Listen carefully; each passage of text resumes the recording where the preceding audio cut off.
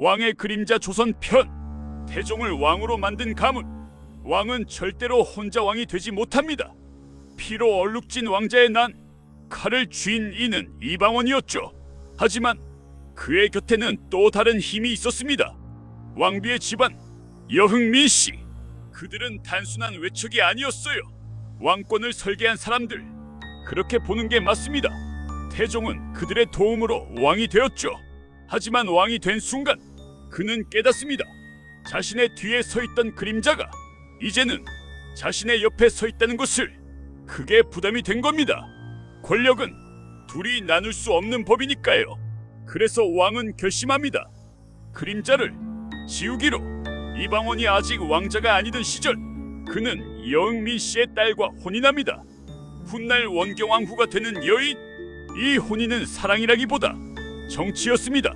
여흥민 씨 가문은 고려 말 이미 중앙 정치에서 힘을 가진 집안이었죠. 문과 급제자, 관료, 인백. 그들은 단순한 귀족이 아니었어요. 권력의 흐름을 읽을 줄 아는 집안. 이방원은 그걸 알고 있었습니다. 왕이 되려면 혼자서는 안 된다는 것. 왕자의 난이 벌어졌을 때 민씨 가문은 방언을 선택합니다. 이건 단순한 선택이 아니었죠. 목숨을 건 배팅.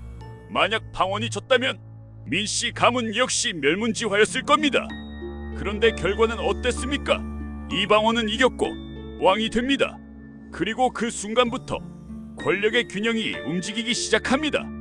왕이 즉위하자 민씨 가문은 자연스럽게 조정의 중심으로 들어옵니다. 처남들은 요직에 오르고 군권과 인사권 주변에 민씨 인맥이 자리합니다. 왕비는 중전이 되었고 세자의 어머니가 되었죠. 이제 왕통은 민씨 가문과 직접 연결됩니다. 조정 안에서 이런 말이 돌았다고 합니다.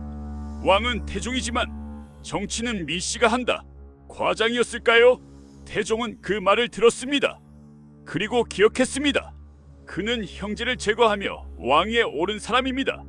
정몽주를 배웠고 정적을 숙청했습니다. 그는 누구보다 잘 압니다.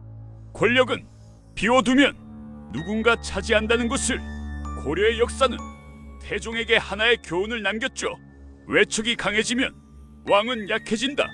왕을 세운 것도 외척, 왕을 끌어내린 것도 외척. 태종은 같은 실수를 반복하지 않으려 했습니다. 하지만 문제는 단순하지 않았죠. 민씨 가문은 자신을 왕으로 만든 집안입니다. 그리고 원경왕후는 그의 정치적 동반자였습니다. 강한 왕비였죠. 왕과 왕비 사이에 보이지 않는 긴장이 흐르기 시작합니다. 왕비는 말했을지도 모릅니다. 민씨 가문은 나라를 위했습니다. 왕은 대답하지 않습니다. 그러나 속으로 생각했겠죠. 나라 위에 가문은 없다. 이 순간부터 이미 균열은 시작된 겁니다.